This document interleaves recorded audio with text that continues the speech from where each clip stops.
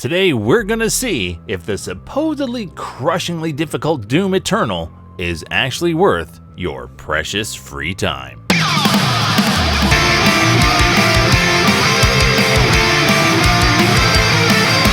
Let me say before I begin that I only played the single player campaign.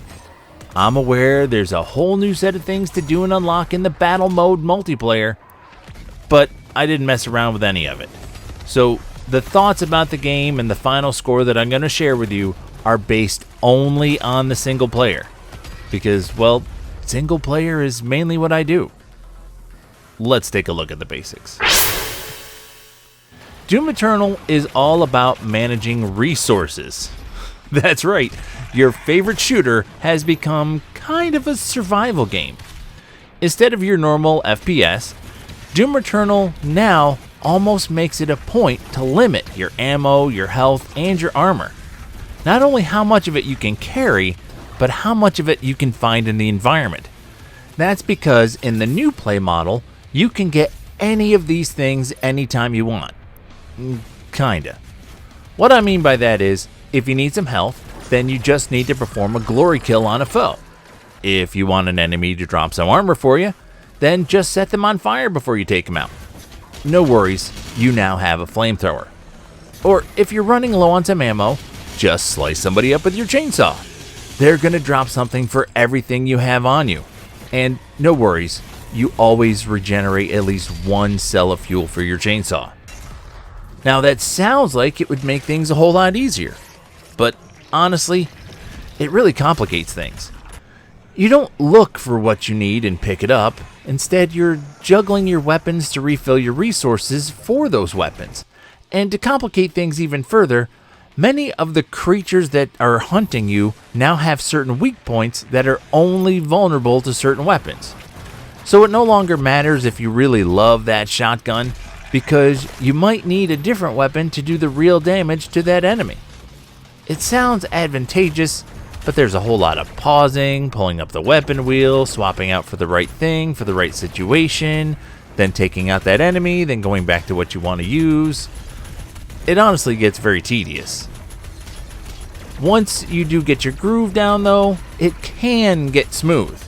You'll eventually learn where to go to get what you need, and it becomes this weird kind of dance. That is until you meet the Marauder. I say that because the Marauder is the only opponent I had an issue with throughout the whole game. The Marauder is very specific. He does a whole lot of damage. He has this weird pet of sorts. The Marauder carries a shield, and you need to time your attack very specifically. You strike the Marauder just after his eyes flash. That's it. Anything else and you're completely out of luck.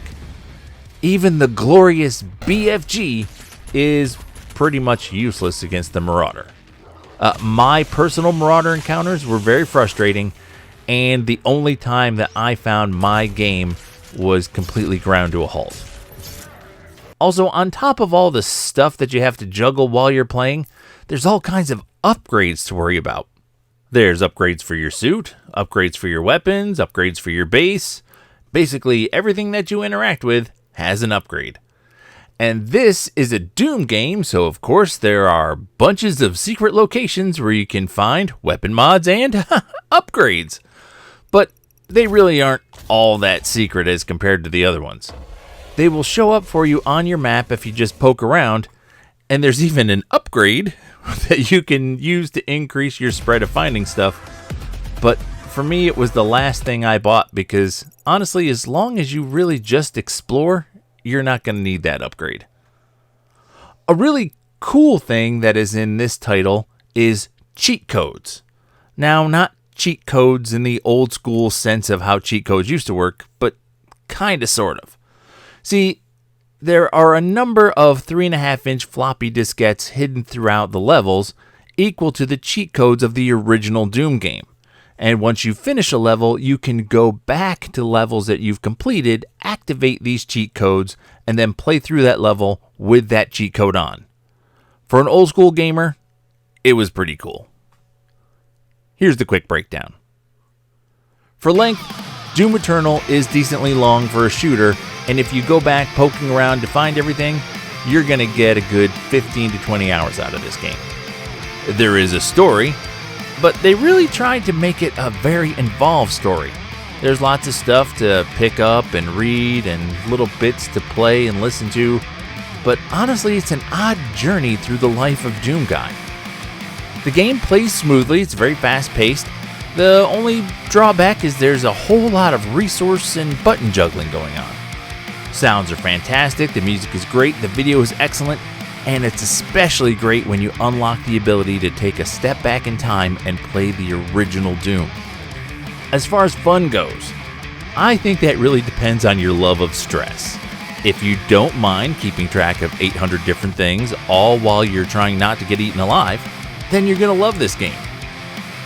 Honestly, I was initially worried about this title after finding out that a colleague of mine had returned it after deciding it was too hard. But I think once you figure out how to manage your resources and then quickly get them refilled, this game is a lot of run and gun fun.